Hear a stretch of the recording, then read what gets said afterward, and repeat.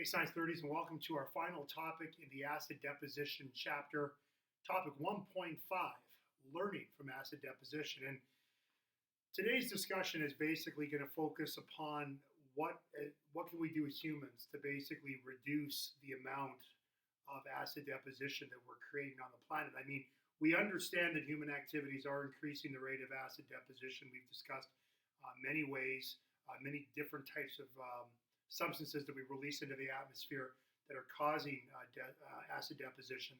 But are there things that we can do other than maybe changing what we're doing? Are there things that we can do with the emissions we're making that can make them perhaps safer?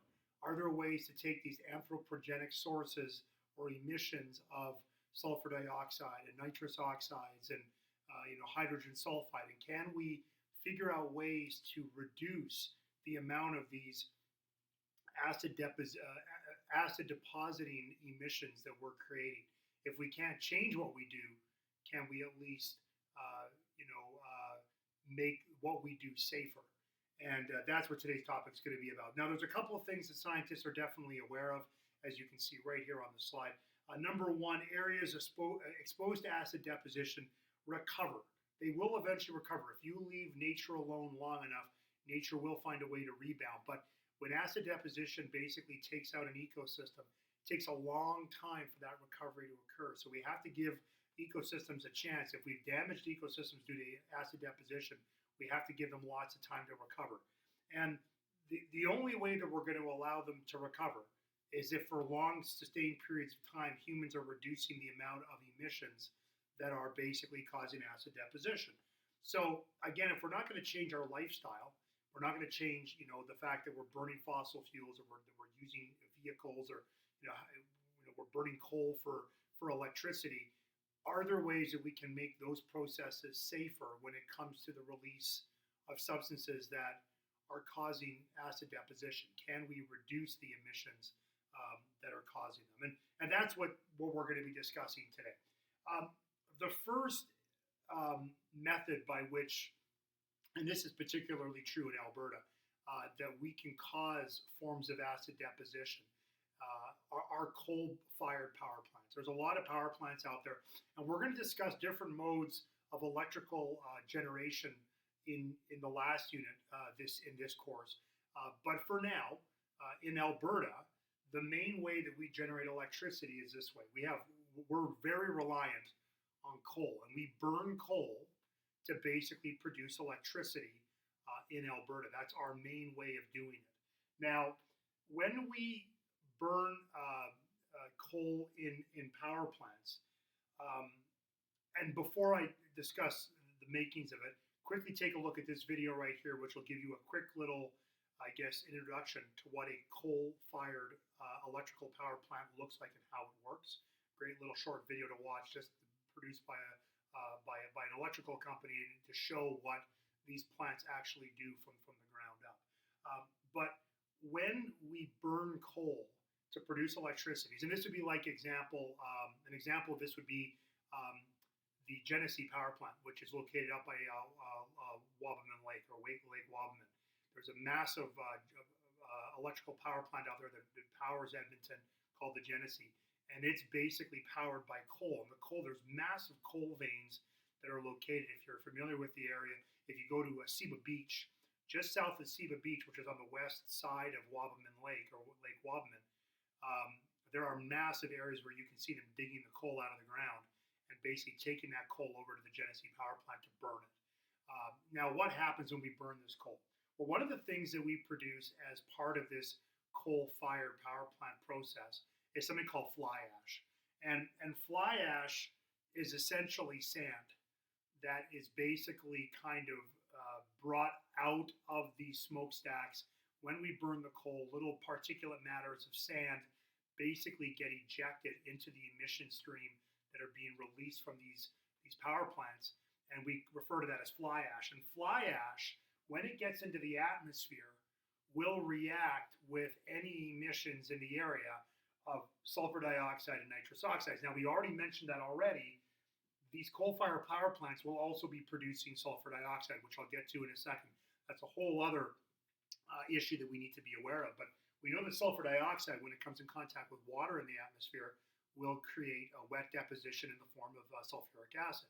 Well, if sulfur dioxide comes in contact with fly ash in the atmosphere, and essentially it's being produced out of the same source, out of these electrical plants that are burning coal, that will actually create forms of dry acid deposition. So, in the case of sulfur dioxide reacting with fly ash, you're going to get like a dry form of sulfur-based acidic dry acidic acid deposition.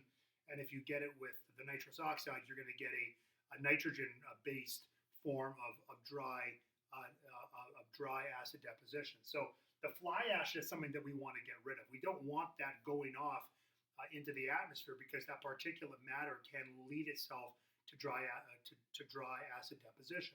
So how can we get rid of that fly ash? Well, one way we can do that is in these power plants. What you can do is you can create what are called or add what are called electrostatic precipitators. And what these precipitators do is they're actually placed in the smokestacks of the power plant, like over here. Here's my little smokestack over there. They're placed in the smokestack, and they actually use a negatively charged current to basically trap the fly ash. The fly ash is actually attracted to the negatively charged electrodes that are placed inside these electrostatic precipitators, and it basically traps the fly ash before it can escape from the smokestacks of the power plant. So that's a great way to solve part of the problem that's associated with coal-fired power plants. And before I do move on, take a quick little look at this video, which will show you how an electrostatic precipitator actually works. Now, the second issue that's involved with coal-fired power plants is the release, and we've mentioned this already earlier in the unit, is the release of sulfur dioxide. Sulfur dioxide, again, when it's released into the atmosphere, regardless if you're producing fly ash or not, sulfur dioxide will combine with water in the atmosphere to form sulfurous acid. If the sulfur dioxide combines in the atmosphere with oxygen to form sulfur trioxide, that sulfur trioxide will combine with water to form sulfuric acid. So regardless of what form the sulfur dioxide takes in the atmosphere, you're going to get a very powerful acid being formed, a wet deposition scenario forming.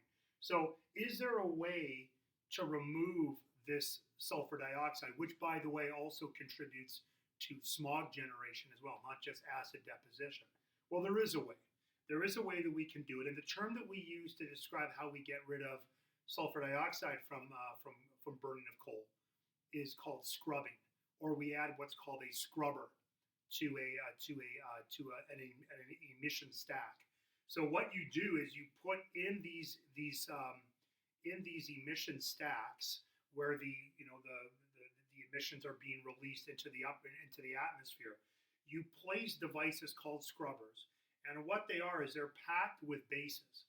These scrubbers are packed with limestone. Essentially, they're packed with calcium carbonate, which we've already referred to earlier in this chapter. And we talked about how the Alberta soil is full of calcium carbonate. It acts as a buffer. It basically reacts with acids or acid-forming substances to basically neutralize acids. Well, in the case of the limestone that's actually in these scrubbers, in these emission stacks, they react with the sulfur dioxide, and as a result, amongst other things that they produce, carbon dioxide would be one, and other substances that are not as dangerous as the sulfur dioxide, they also form a solid known as calcium sulfate, which is better known as gypsum. Gypsum is a useful product. We can use it in asphalt. We can use it in drywall. We can use it in making of casts, plaster of Paris. All of this. So this is a substance that if we produce in these scrubbers, it doesn't just get thrown away. This is material that we can actually collect and harvest and then utilize for other purposes that we might be able to use down the line, like making concrete or whatever. But the more important thing is it's reacting with the sulfur. The sulfur dioxide doesn't get released. We're basically releasing CO2, which we know is still a greenhouse gas, but it's not as bad. And if it does combine with water in the atmosphere, it's only carbonic acid, which isn't as bad as say sulfuric or sulfurous acid. But we're neutralizing or getting rid of I shouldn't say neutralizing, we're getting rid of the sulfur dioxide and locking it into this substance called gypsum, so it doesn't get released into the atmosphere. So these are two ways that when we burn coal, whether it's to coal-fired power plants or just burning coal in general, how can we reduce some of these anthropogenic emissions like fly ash, like sulfur dioxide that are increasing the amount of acid deposition going on? Before you move on, take a quick peek right over here. Little video on scrubbers just to show you how a scrubber works. A short little kind of a schematic video to show you the kind of the behind the scenes of how a scrubber works in these power plants. Okay. Now that's one thing. Oh yeah. So anyway, I'm getting ahead of myself. It isn't just coal-fired power plants that are an issue when it comes to acid deposition. We've also got internal combustion engines. We're driving vehicles. We're driving cars, and cars are. I mean, we're obviously switching slowly to electrical vehicles.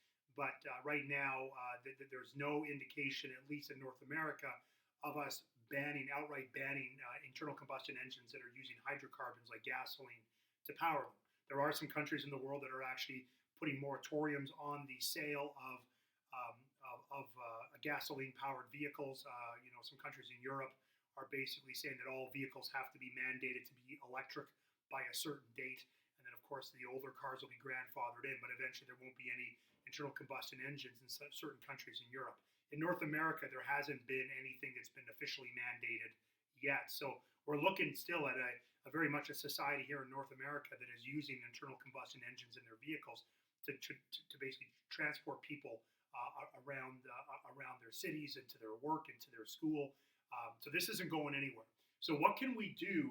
Because these internal combustion engines produce a whole pile of stuff that we don't want entering the atmosphere. They're producing nitrous oxides, which I've talked to you again about them. They're going to form things like nitric acid. They're going to be a component in smog. They're going to be actually a greenhouse gas that's being released. So these are all things that nitrous oxides have going against it that we just don't want. Carbon monoxide is another one. Incomplete combustion leads to the release of carbon monoxide, which is a silent killer. It can be a deadly gas if it's in high enough concentrations, and it can kill people. If you have a carbon monoxide leak in your house or in your garage, that could be a major problem. And hydrocarbons, as we'll get to, they're obviously they're burning up, and they actually will get released sometimes, not being completely combusted. You're going to get the release of these gaseous hydrocarbons that can actually react in the atmosphere, which I'm going to get to here before this topic is over.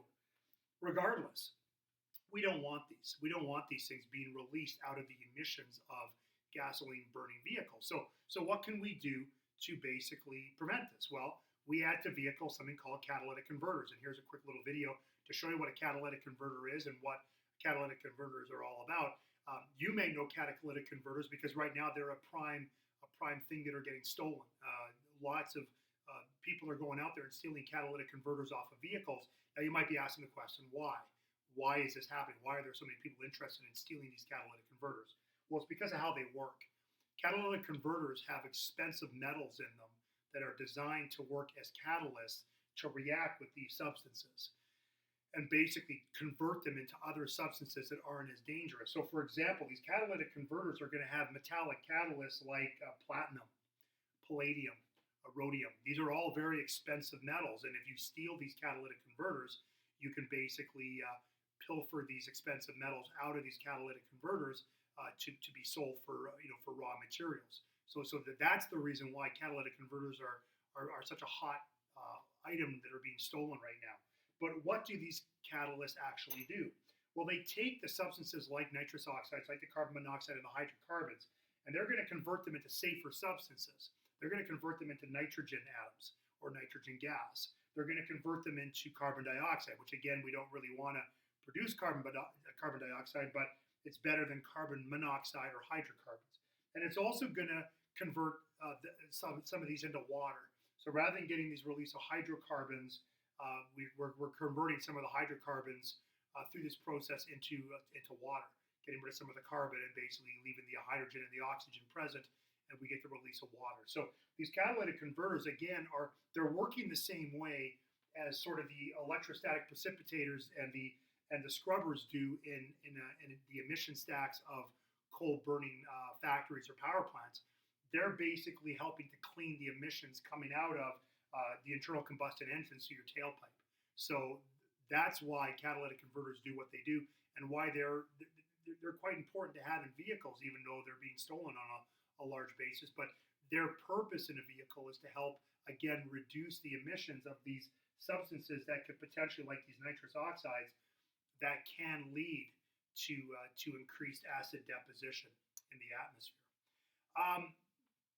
One more thing, and I don't really have anything about it on the slide board here, but there is something else that we can do if a ecosystem gets damaged by acid deposition. We can do a process known as liming, and there's a photograph of it right here. There's a helicopter here, essentially dropping limestone or calcium. In this case, lime. You can drop calcium carbonate, but you can also drop lime. And lime, the term lime, refers to a substance known as calcium oxide, which would be CaO. And calcium oxide is a base. And what it does is, if you dump this stuff onto, let's say, a lake, and here we are dumping it onto a lake in the winter, one of the worst times of year for acid or pH drops in aquatic ecosystems is during the spring. Because if you get all winter, you're getting acid deposition in the form of snow all winter long. All that acid deposition is basically frozen on top of the lake. If that acid snow begins to melt into the lake during the spring, you will see a massive drop in pH in the spring. This is known as acid spring shock. So what a lot of municipalities have been doing, if they're susceptible to acid deposition, is they can actually drop lime onto the surface of these lakes, this calcium oxide, or in some cases, calcium carbonate can be used as well. A crushed limestone can be used as well. And basically, what it's going to do is it's going to neutralize the acid. So for example, if I've got sulfuric acid in the snow, the sulfuric acid would react with the calcium carbonate. This would be an acid-base reaction. This would be our Bronsted-Lowry acid-base reaction. You've got sulfuric acid, which would be your base. Calcium carbonate would be your, H2SO4, sulfuric acid, would be an acid, hence the name sulfuric acid, and calcium carbonate would be the base. Then the sulfuric acid would basically donate a proton, and it would basically become a conjugate base, and then the calcium carbonate would, you're basically going to get an acid-base reaction, and you're going to neutralize that acid by adding this lime or this limestone to an aquatic ecosystem. So they're basically adding bases to acidified ecosystems in order to basically neutralize any acids that might be in those ecosystems. So there are ways that we can, even if these aren't effective or we're too late with these in an ecosystem, we can hopefully try to neutralize an acid that's already entered an aquatic ecosystem. One of the other effects of nitrous oxides and the hydrocarbons, and I've talked a lot about acid deposition today, but there was another couple of things I'd like to mention in today's lesson. One of them is smog.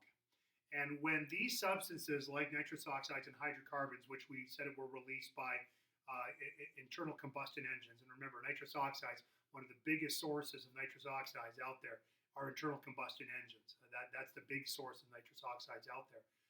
And when the hydrocarbons get released into the lower atmosphere, known as the troposphere, you can get what's called photochemical smog. Quick little video about photochemical smog right up here if you want to take a peek at it, just to kind of give you an idea about the background behind smog. Now, how does this happen? Well, when you burn in an internal combustion engine, you've got air in the combustion engine, you've got oxygen, you've got it mixed in with nitrogen. At high temperatures in internal combustion engines, the nitrogen and the oxygen that are in the air that are basically fueling the burning of the hydrocarbons in your engine, that's going to lead to the production of some nitrogen monoxide. Now that nitrogen monoxide, when it gets released into the atmosphere, can react with more oxygen. That's going to create nitrogen dioxide. Now nitrogen dioxide can also react with oxygen in the form of a single atom of oxygen, and that's basically going to essentially produce ozone. You can actually produce ozone that way, and the reason why this happens is that nitrogen dioxide, when it forms, will then sometimes spontaneously decompose back into nitrogen monoxide and into single atoms of oxygen. Now, the single atoms of oxygen will then react with uh, oxygen molecules, which are O2 molecules. O plus O2 is going to eventually give me that ozone. So the release of carbon or nitrous oxides can also can lead to the release of ozone. Now, you've probably heard of ozone, and ozone does play an important role on the planet. In the upper atmosphere, in the stratosphere, ozone plays an incredibly important role, and we will get to that a little bit later in the course. But ozone essentially protects the Earth. It creates what we call the ozone layer around the Earth, and what it does is it helps to protect us from dangerous ionizing radiation in the form of UVB and UVC rays. These are considered to be the more dangerous ultraviolet rays that are extremely dangerous. UVA rays tend to get in a lot more, but UVB and UVC are more intense, more energetic forms of UV radiation that can lead to all sorts of things like skin cancer and stuff like that. So the ozone layer up in the upper atmosphere is a great thing. But if this ozone is being produced at ground level, down in the troposphere, down where we are, there's all sorts of issues that can happen. It basically, when ozone's present in the air, it can irritate your eyes, your nose, your throat. It can also lead to higher levels of asthma, bronchitis, coughing, respiratory infections. It will actually affect the growth of plants at ground level if it's in high enough concentration. So even though ozone is very important in the upper atmosphere for us, at ground level, we don't want ozone. And that ozone is also going to be a problem because if it's in high enough concentrations at ground level, along with nitrous oxides and along with what are called volatile organic compounds, VOCs, and I would remember that term. That's a great acronym that is an important acronym to know in Science 30. VOCs are considered what are called volatile organic compounds. These are organic compounds that contain carbon that are extremely reactive. This would include hydrocarbons, the ones that we burn for gasoline and ethane and methane. And we're going to get to more of those compounds in the second half of this unit when we start talking about organic chemistry here in our next topic, starting with 2.1. These VOCs with nitrous oxides and ozone can combine together to form what's called PAN, which is referred to as peroxyacetyl nitrate. And this substance known as PAN is an extremely strong irritant for respiratory systems, considered to be a poison. It's not something that we want to be breathing in. So this is sort of how smog kind of starts. And again, a lot of smog originates from the internal combustion engine, because the starting point for all of this are these nitrous oxides that then get released into the atmosphere, can then decompose in the atmosphere, creating single atoms of oxygen. That creates the ozone. The ozone basically then can react with more of those nitrous oxides that are in there, plus the release of hydrocarbons. If we're not, let's say, using catalytic converters in our vehicle, this all then leads to substances being released like PAN. And the other thing about photochemical smog that you should keep in mind, I didn't mention that earlier, that name photochemical means that this fog or this smog basically occurs in sunlight. You require sunlight energy to kind of power the reaction. So that's the reason why it's called photochemical smog. And that's basically it. So just to kind of, I guess, finish up before we finish the topic, I'm going to kind of read off the slide here that's in front of you right here. Despite all the technologies used to reduce human emissions, the best way to prevent the production of these substances like sulfur dioxide, nitrous oxides, hydrogen sulfide is to basically just stop them. Don't release them at all. So what are some examples of this? Well, it's been found that hydrogen sulfide, H2S, can be removed from natural gas well sites. And it can be done by using bacteria that convert sulfur and the hydrocarbons into the hydrogen sulfide from water. So basically, you can use bacteria to remove the hydrogen sulfide from natural gas well sites. rather than just burning it off like we talked about, where we flare off, where we're sweetening natural gas like we talked about earlier in the unit. So use bacteria, then it doesn't exist. That doesn't have to get released into the atmosphere. Again, if you want to get rid of nitrous oxide compounds in the atmosphere, use non-combustion processes, right? If we can go to electrical vehicles, that would help. And then using pure oxygen in internal combustion engines. Could you create a combustion engine that is using pure oxygen without nitrogen? Without the nitrogen in the air in the combustion engine, you're not going to get the formation of nitrous oxides. How about changing your driving habits? If we drive less, carpooling, right? I mean, the fewer vehicles on the road, the less emissions we're going to produce for those internal combustion engines that are still using hydrocarbons. And finally, we can also use what are called fuel cells. That convert chemical potential energy into hydrogen into electrical energy that can power electric vehicles. And I talked about this already. Creating electrical vehicles for the road, right? Without the need for the combustion engine, this is emission-free. Electrical vehicles, there are no emissions. You're not dealing with this anymore. And we'll discuss more about fuel cell vehicles when we get to the last unit of the course, Unit D, which will be the alternative forms of energy. That's our topic for today. That's in fact the end of this chapter. We're going to finish off with this topic with a few questions. I'd like you to do questions 53, 56, 57, 58, 59 on pages 229 to 231. And I'd like you to do questions 3, 4, and 5 on page 235 of the Science 30 textbook. That's it for acid deposition. Join me next time when I start talking about the fascinating area of organic chemistry. We'll see you then.